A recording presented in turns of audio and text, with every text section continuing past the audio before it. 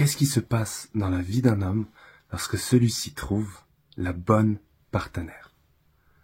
Ça marche aussi bien évidemment en inverse, d'accord? Qu'est-ce qui se passe dans la vie d'une femme quand celle-ci trouve le bon partenaire? Je te pose la question. Et je vais te raconter une petite histoire avec une sagesse à en tirer. Tu me diras, toi, quelle sagesse tu en tires. D'accord? C'est l'histoire d'un homme qui, un jour, part se coucher, et en dormant, il fait un rêve. Dans ce rêve, il entend une voix. Ok? Cette voix lui dit, tu as un jour, toi et ton épouse, vous avez un jour pour faire un choix entre deux scénarios possibles. D'accord? Premier scénario, la moitié de votre vie de couple, vous serez riche. D'accord? Vous ne manquerez de rien. Par contre, deuxième moitié de votre vie de couple, vous serez dans une pauvreté extrême. Vous n'aurez plus rien. Deuxième scénario, première moitié de votre vie, vous serez pauvre, dans une pauvreté extrême. Par contre, deuxième scénario, enfin deuxième moitié de votre vie, par contre, pardon, 1, 2, 3, je vais y arriver. Deuxième scénario de votre vie, vous serez riche. Ok? Donc premier scénario, riche, puis pauvre.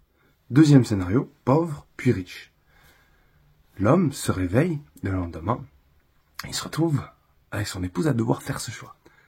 Je serais curieux de savoir, toi là, tu regardes encore cette vidéo, je te remercie pour ça. Quel choix tu ferais? Riche d'abord, pauvre ensuite, ou pauvre d'abord et riche ensuite? Lui et son épouse, ils se retrouvent à discuter. Et au bout d'un moment, son épouse lui dit, écoute, choisissons le premier scénario.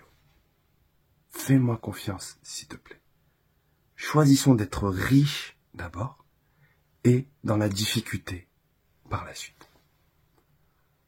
Son époux lui demande, est-ce que t'es sûr? Parce que quand on a goûté à la richesse, après revenir à l'indigence, c'est compliqué.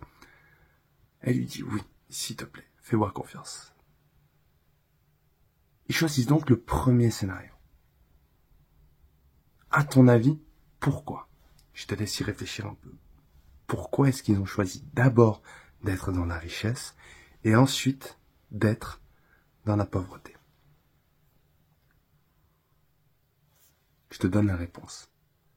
La première moitié de leur vie, ils ont tellement donné de leur richesse qu'ils se sont retrouvés en quelque sorte à n'avoir plus rien pour eux. Du coup, leur créateur, leur Seigneur, la source de cette abondance,